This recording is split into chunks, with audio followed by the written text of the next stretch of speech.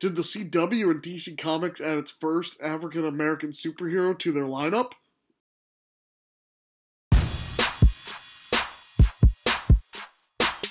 What's up, guys? Remington Keyes here with a review for you. Today I'll be reviewing the first episode of Black Lightning. I'll give you the good, I'm going to give you the bad, I'm going to give you my favorite part, and kind of analyze it for you guys. Tell you whether it's recommended to watch it or not. Basically, Black Lightning is the next DC Comics universe television show. It's that weird blend of family life and being a superhero. I'm trying to mix that together, which is something we don't have on television right now. We have it in the movies and stuff like with The Incredibles, but we don't really have that on television right now. And so this blends that kind of thing right now, where you got the family life, him trying to be a dad and raise his daughters while also trying to be the superhero. So he's got the double life. And this is a really cool angle to go at. He learns that life isn't always planned out the way he wants to. He wanted to retire away from it, but his daughter, who's a star student at the school he's a principal for, she starts dating this hood rat kind of dude. And that particular incident is what drives him to come back as Black Lightning, saving these people from the streets, because this huge gang is just overwhelming. It's taking so many people, it's making it hard to live in his town, so he needs to step up and get back in there to make it a safe place for his daughters to live, which I thought was a very good angle. I really enjoyed the first episode. A lot of action, a lot of really good action. It's one of those things like, man, I can't believe it's only an hour long. Like, it doesn't feel satisfying it's an hour long. I want more, I want more, I want more. And I'm sure after season 1 that I'll be satisfied with the completed story, but that I'll still want more because it's that good of a show. It makes you come back for more. It talks a lot about racial issues that are going on in today's society, which I thought was great. It's literally like an older version of the Static Shock show. If anybody remembers the Static Shock animated series, it portrays young Static Shock in the urban area trying to protect the urban area and make it a better place to live. And in a lot of sense, this show is just like that, but on an older scale. Instead of a younger kid, it's an older kid who's already been through life, already done this. He's more seasoned than the younger Static Shock. He doesn't have to really learn who he is because he already knows he's a man. So, I mean, it's got that angle going for it. It's got a lot of cool elements that I feel like could be expanded on later on the season. Like, there's this guy who's a villain. He's like the head of, throughout the episode, you think he's the head of this gang, and then you realize he's got a connection to Black Lightning, like a personal connection. So that could expand on more. And there's so many things. And then there's this bigger villain that's going to be obviously the hierarchy villain of the show. I just can't wait for them to expand on more of this mythology. I want to know more. I want to know more about this show. That's what a good show does. A good pilot will get you interested in wanting more, want to know more what's going on. A really amazing thing about this show is definitely the casting of the show. I mean, we had a mild villain, like one of those like throw-off villains. We had this guy. I don't think they give him a name in the show, but he's played by this guy Dabier. I don't know. Forgive me if I'm pronouncing your name wrong. This dude spends the whole first episode getting his ass whooped.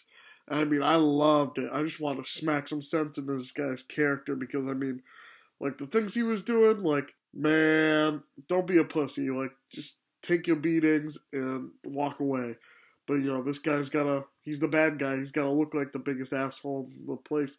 And he did a good job portraying this guy who's been down on his luck, is on the lower hierarchy as a villain. He's on the lower hierarchy in his gang, and he just portrays that character well. I mean, he's one of those guys you can just see just being one of those characters, always getting his ass whooped by Black Lightning. I feel like he does that role well. If that's like the intention, do a good job. I also like China Anne McClain's performances. Much better acting than she was when she was on Disney Channel or that Tyler Perry show. She's like really evolved as an actor and just having more of an emotional impact in her scenes than she has in the past. And I really enjoyed that out of her character. She's doing a really good job. And the guy who's playing Black Lightning, man, he can just go through a bunch of different emotions and have you feeling some type of way, like just how he's feeling in situations, and it's very relatable, and I really like that about his character, and I felt very relatable to him going back into his home streets and stuff, and I've done that before. It's something that I can relate to, and I really enjoyed that. And I almost wish this was a movie before a television show, because there's so many unanswered questions, like what's his origin story, how did he get his powers, why did he want to retire?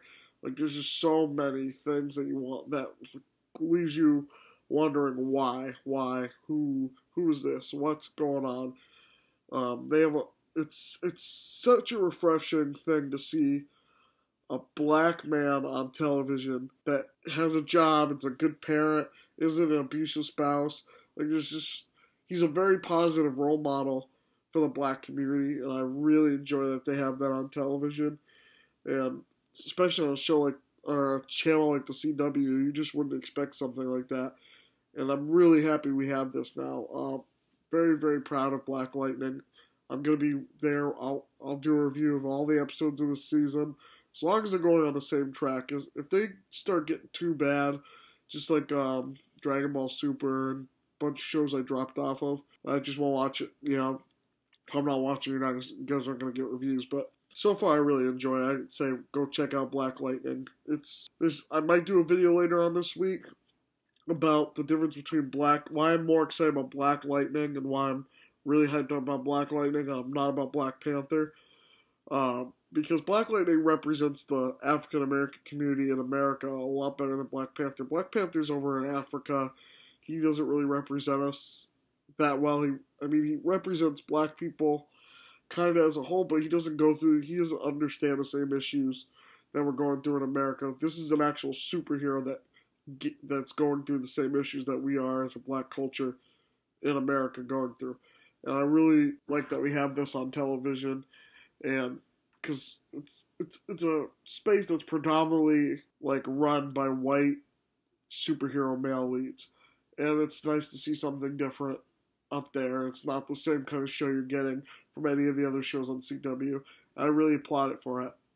But if you like Black Lightning and want to talk about it, then comment below in the comment section below and tell me your thoughts on it. If you like this video, hit it with a like. You know, let's try to get up to 20 likes today.